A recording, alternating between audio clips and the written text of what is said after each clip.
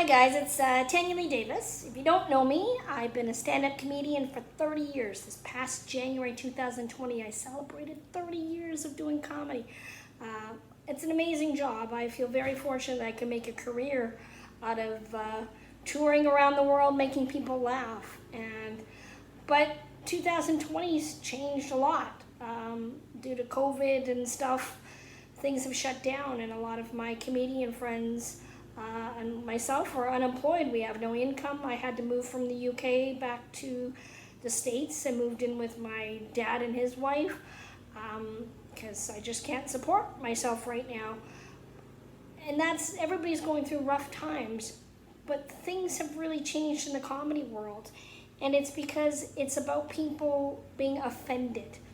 I want to give an example. A couple of years ago, I was doing a show in Reading in the UK, and just before the show started, the staff from the comedy club came back to the green room and asked the comedians if any of us would wear a hearing loop, or if we could all wear a hearing loop for the show, because there was a deaf woman in the audience.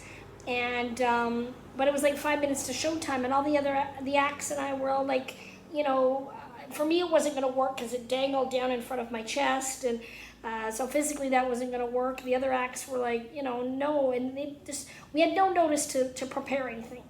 And so during the show, the MC was on at one point, and a woman in the audience started kicking off about her friend, about how, we weren't making accommodations for her and this and that, and the MC was basically like, if you're giving us some notice. Anyway, she piped up throughout the show, and I was closing, and we tried to tape the hearing loop to the mic stand so that it was close enough, and to do what we could. But even at the end of the show, the show was over, and this woman still was like kicking up a storm about how it wasn't enough. So afterwards, we get to the green room, and the comedians, take off to their respectable places, and I was getting my stuff together. And when the staff said, there's a woman here that wants to speak to the comedians. And I was like, uh-oh. I said, well, send her back. And it happened to be the woman that was hearing impaired. And it was her and her daughter. And she wanted to apologize on behalf of her friend, who was the one that kicked up throughout the entire show on behalf of the woman that had hearing issues. And she wanted to apologize because she was mortified on behalf of her friend. She just wanted to have a night out. She can hear, but it's limited, and hearing loop does help, but it wasn't, it didn't work out. But the fact that her friend took it upon herself to be offended on behalf of this deaf woman, to kick up a storm, to create such a spotlight on this woman that just wanted to be part of the audience, right? So there seems to be a lot of that going around these days. People are offended on behalf of other people, and this is detrimental for stand-up comedians. Stand-up comedians have been around for hundreds and hundreds of years, right? And Bob Hope used to go to the war zones to try to entertain the troops, because they were all angst and stuff like that. Comedy comes in when times are tough. And comedians always get applauded. Oh, you're so brave, you're so brave. But now it's like, no, sorry, yeah, you're brave for getting up there, but you can't say that, you can't say that, you can't say that. So I've been very limited in what I've been able to do recently because, there are no gigs. And I've been doing some comedy online, which is fabulous. I can do comedy shows anywhere in the world now. So via Zoom, so contact me, my agent. But I did a show about a month ago, and I received an email from a woman who watched the show. She was nice enough to take the time to email me. I'm going to read it to you so it's all in context. I had never seen you before. I'm glad to have been introduced to you and your material. I found you to be a charming and engaging performer. However, I want to let you know that your opening joke about being biracial made me feel very uneasy with its use of an African-American stereotype. It took a while after that opening for me to be able to engage with the rest of your set.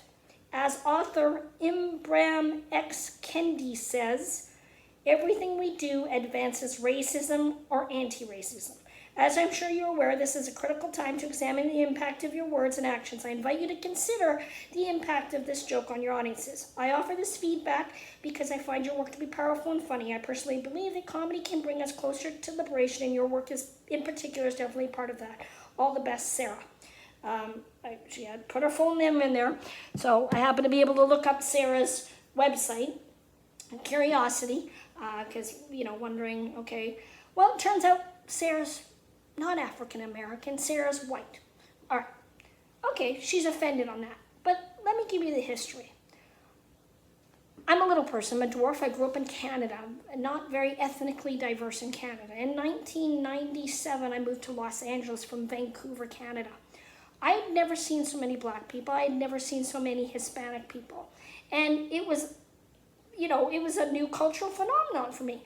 But you know what? In another way, it was absolutely fantastic, because there was this insecure person from Canada walking down the streets of LA, and I didn't hear, ooh, look at the midget. I heard, damn girl, look at that ass.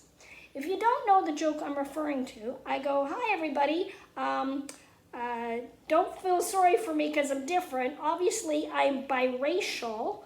I go, I'm a white girl, I'm a black girl. Right? The thing about that joke is when I get up on stage and I go, people are uncomfortable with me right away. They assume when I'm going, yeah, look at me, I know I'm different, I'm biracial. They immediately think I'm going to talk about my size, but I turn it around. And the fact is, I do have a black girl booty. And I'm super proud of it because black people kept pointing it out to me. Latinos kept pointing it out. Damn girl, look at that ass. And it gave me so much self-confidence. From when I moved to Los Angeles, the land of superficial fake boobs, implants, there I was, a small town Winnipeg girl moving to Los Angeles, and I actually felt great about my body. And it was the black community that embraced me. I've been doing that joke for 20 some years, and I've been chased down the street in New York City by black women. Oh, I love your booty. After that joke in Birmingham, Alabama, I got standing ovation because people were falling over themselves. The black community is so accepting of their own bodies and so comfortable that they made me feel comfortable with mine and the similarities that we have. So this woman, Sarah, decided to take the time because she felt that I was being offensive to the African American community. I'm offended that she's offended because she doesn't get it. This is a celebration. I could not be more proud of my black looking booty, my Hispanic looking booty, my mixed race booty. I love it. And other people love it, and they love the fact that I embrace it. It's about body confidence. This is not about being divisive. This is about being unity. Hey, look, we're similar. Look, I may be a dwarf girl, but check this out. I got the junk to back it up. And it brings people together. My audiences love that joke. Black people love that joke. I've never heard anybody ever say anything that it's insensitive in any way. So, we're at a point now in our lives where people like Sarah feel the need to take time out of her day to me, who's like a nobody, but to tell me what I'm doing is wrong, when in fact she has no context whatsoever or no basis. You have every right to be offended as an audience member, but don't watch comedy then. There used to be a whole genre of insult comedians. Oh my God, I'm sure they've wiped off the face of the earth now because everybody's offended.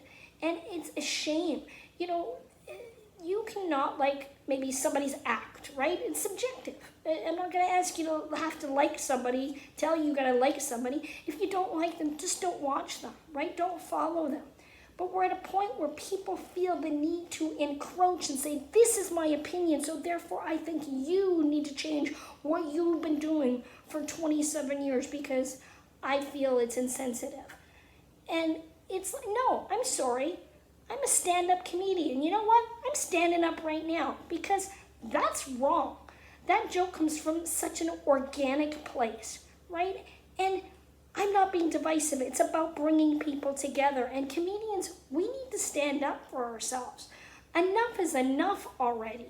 Like, stop trying to ruin comedians' lives by trying to get them kicked off shows or canceled. I mean, I realize this is not the situation I'm in, but that's where it starts, okay? And I might not be your cup of tea. You might not like my beautiful booty. Fine, don't watch me. I don't care, but hundreds and thousands of people do. And I'm going to talk about my life and how much I love my body. And I'm going to make references to other people. And I'm going to talk to my audience members. And I'm like, yeah, you have glasses too. Whoa, let's make fun of each other. That's what comedians do. We all laugh. Why do audience members constantly come up to me, comedians go, oh, can you make fun of my friend? Because the audience loves when you make fun of people in the audience. Those are the best comedy shows. But we can't do that anymore because everybody is offended on behalf of somebody else. It just doesn't. Do you see why it's gotten so bad? I've been off social media for the last couple of weeks because this needs to be said. And stand-up comedians, we need to stand up and get our art form back when all this other stuff blows over. We cannot bow down and get bullied for doing a job that most people can't do and do it successfully and to love what we do. So my name's Tanyalee Davis, and I've had enough. And I love my biracial booty. If you want to follow me, I've got Instagram, TikTok, all that kind of stuff. I'm Tanyalee Davis, TanyaLeeDavis.com. I'm available for Zoom comedy shows anytime. But stand up for yourselves, guys.